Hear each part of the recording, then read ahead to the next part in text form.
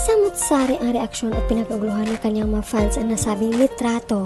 Naging trending ang larawan tungkol sa public display of affection di mano ni Kim at Pao. After na kanilang jogging na nagdulot ng iba't ibang reaksyon mula sa netizens.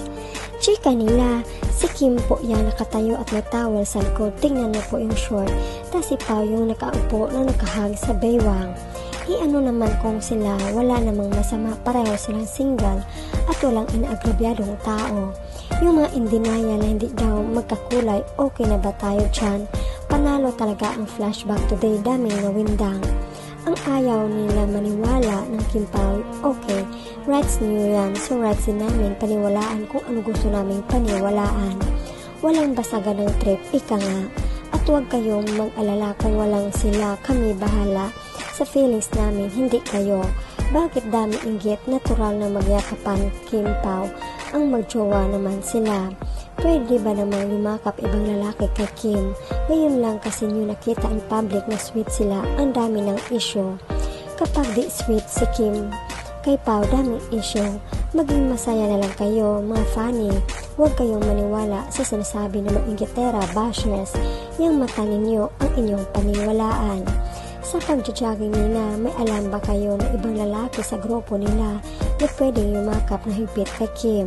Ginugulo at iniinis lang kayo ng iba. Gusto nilang magduda kayo, gaya na sinabi ko, paniwalaan mo kung ano ang nakikita ng sarili mong mata. Basta ako masaya na makita ko ito. Ako ang na-inlove lalo sa kanila. I'm so happy for them, genuinely. No doubt, Kim Pao yan. Mabuang na lang gumagawa ng issue. Kung ayaw maniwala, kundi wag ninyo yan. Problema namin na fans na Kim Pao. Hayaan mo kami kung yan ang aming paniwala na silang dalawa sa pictures. Okay, inggit pikit. Kung magpapaalam lang sa isang gym mate, lalaki yan, bakit nakaangkla sa baywang? Ibig sabihin, si Paolo Avellino yan at nakaakbay din yan girl at nakaupo. Malamang yung boy. Wala namang masama kung sila yan as magjusawa na natural, talagang clingy sa isa't isa. Normal na yan. At kung friend naman daw nagpaalam lang kay Kim na ganyan, nangyayari din yan lalo kung mag-close mo ba muna talaga. Kaya tayo masyadong seryoso. Yung mabashers wag tayo masyadong nagpapa-apekto, mas natutuwa pa yung mga yan. Kung magpapadala tayo sa mga kanigahan nila.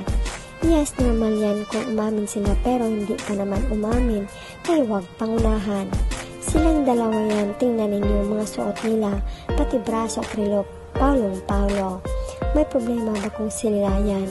Subalit, heto ang komento ng isang solid fan ng Kim Pao. Let's set the record straight to avoid spreading misinformation. The owner of the picture that's been spreading in our timeline has clarified.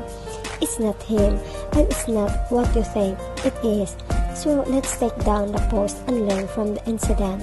Please, fam.